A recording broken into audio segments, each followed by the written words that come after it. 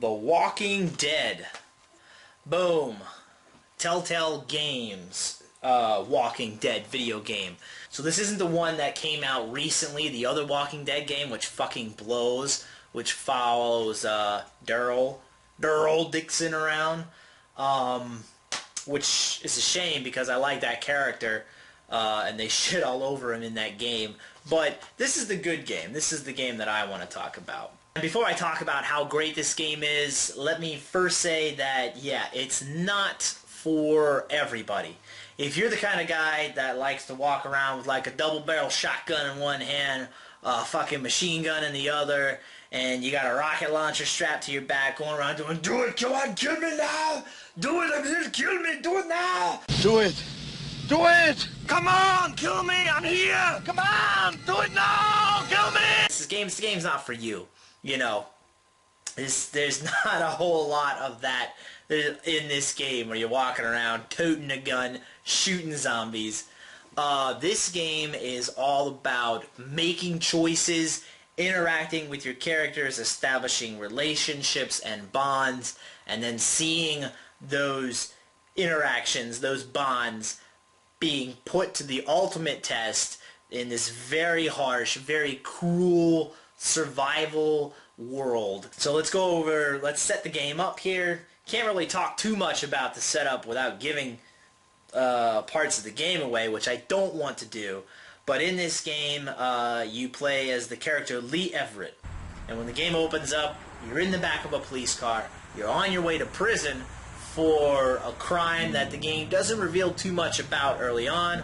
All of a sudden, boom, zombie apocalypse hit.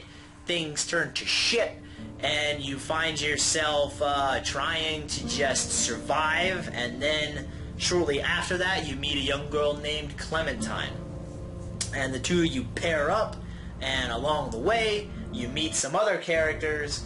You form your little party basically, but the main game is really about Lee and Clementine, their bond, their relationship. The way this game works is it's dialogue, and you're answering people's questions, or you get the chance to ask your own question, and you have a timer on your choices, most of them. So you get like 5-7 seconds to pick a choice, sometimes more time, sometimes less time when things are pretty intense. So you gotta think fast, make your choice, and then that's it. That choice, you stick with it, your character plays off of that, and other characters play off of your reaction for the rest of the game. Now, not every choice is game altering. Most of them aren't, in fact. But the reactions you get, and then later on, characters will remember what you said, and their reactions later on in the game will change depending on how you responded or what questions you asked earlier. So they're not game altering in the terms of how drastic, but it sort of customizes and stylizes your adventure, caters it to you, your choices. What would you do in that situation, basically? And then how the characters would react to you. So it's kind of, Lee Everett's kind of an extension of yourself in the game, how you would react to those choices. Sometimes you try to be the good guy, sometimes you try to do just what you have to do to survive, sometimes you gotta be the bad guy. Sometimes all four of your options, when you have to pick a choice, they're all bad. There's no good or easy way out of a situation sometimes, and you gotta make the tough choice and live with it.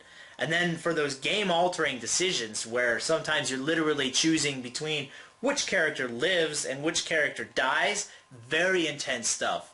Gets your nerves cranked, gets your heartbeat ratcheted up, and you are just tense, and you got seconds to pick a choice that you're going to have to live with for the rest of the game, for all 5 episodes. And you could even say it's like a choose-your-own-adventure game, because, you know, you get a little pop-up saying this character's going to remember what you said. This character won't forget that. people noticed how you acted in this situation. And then it comes back into play later on in the game, in future episodes even. Alright, a very good thing about this game is that it does a phenomenal job of putting you in the world of the game, making you feel for the characters in the game. That has a lot to do with two things in my opinion. Number one is the voice work. The voice work in this game is outstanding. Some of the best I've ever heard in a video game. Number two is the expressiveness of the characters. I'm talking about body language, facial expressions, looks in characters' eyes when they react to something that you told them, or when Lee's reacting to something other people are saying to him. It's all done very well. You can tell what a character's feeling without them having to say any words. It just comes through in the expression on their face, and that's very cool. Hey, Clementine. Hey, Lee. You didn't accidentally break a flashlight, did you? No. Did Duck say I did? No. Did Duck break the flashlight? I don't think so. He's just always blaming me for stuff. Like what? Putting a bug on his pillow? Did you do that? Yes. I'm going to say that the last 20 minutes of this game are fucking depressing, man. This game, but in a good way. This game is sad. This game's going to give you feels, man. This game and its relationship with, the two main characters, Lee and Clementine, last 20 minutes of the game, man, that puts you, it's ultimately incredibly heartbreaking, and you're really gonna feel for those two characters at the end of the game. And I would even say, I was thinking about this game days after I beat it. I really can't say that about a whole lot of games, that it leaves a lasting impact on you like this game was able to do.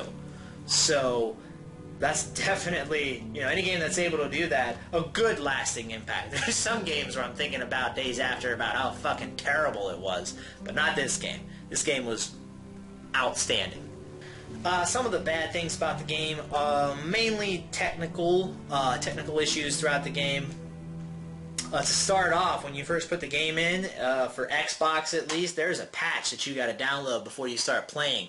Because if you don't, once you beat Episode 1 and you try to go to Episode 2, there's a very good chance that your save data is going to get fucked up, and then you're going to lose it, and you're going to have to replay the whole episode over again, and Episode 2 will never ever start. It'll just keep taking you back to Episode 1, and you keep losing your save data.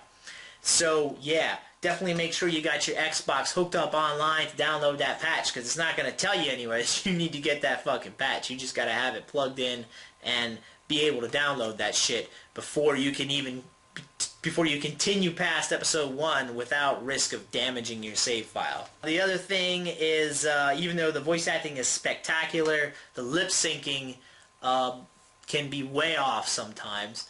Sometimes you can see where a character is saying, "Oh, over there," but the actual words are like 3 seconds early or a half second late, and it really throws it off. So that kind of takes you out of the game environment, the world that the game is establishing a little bit. Another thing is the screen has a tendency to freeze sometimes when you're transitioning from scene to scene. Like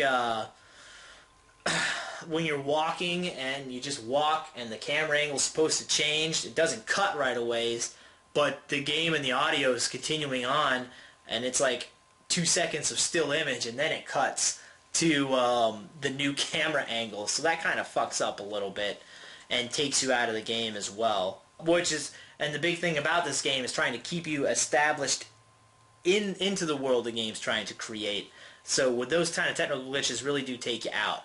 But, the rest of the game is so well done that I really can't knock it too much. But those problems are there. So I did want to talk about it. So overall, for The Walking Dead Telltale Games series, if you're the kind of gamer that you like a good story, and you like characters and character development, and when you're looking to pick up your next video game and you're looking to drop that $30-40 on the next game, and that's the deciding factor for you is, am I going to get a good story with some great characters in it, then yeah, this is the game for you. This is a fantastic story. characters that you hate them because they're bad or because they abuse your trust, not because they're got annoying fucking voice acting or they are terribly animated. No, it's very well earned, the hatred in this game. Or, you know, you sympathize with some characters, or you want to help other characters. It's all very well, it's very well deserved, very well earned, the emotion that you put into this game.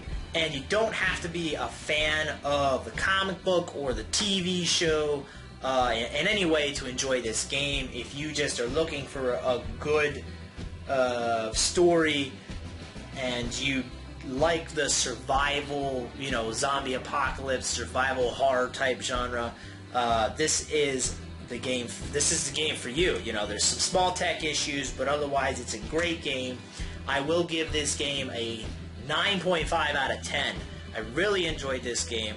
There's a sequel coming up. There's sort of like this 500 Days Walking Dead sort of a transitional story from, they're calling this Season 1, and Season 2 is coming up shortly. It's kind of like an in-between those times type of game. That's out now. Season 2 is coming out in a little bit. So I'm very much looking forward to Season 2. I'm probably going to download that 500 Days and check that out. I really enjoyed this game, and I think if you don't mind the lack of action and you enjoy a good story, this game is for you. Pick it up. Nothing but good things to say about it. So that's going to do it for me, JB Squared 61279, for a video game review of The Walking Dead. The good one, not the shit one. So I'll talk to you guys next time. Bye.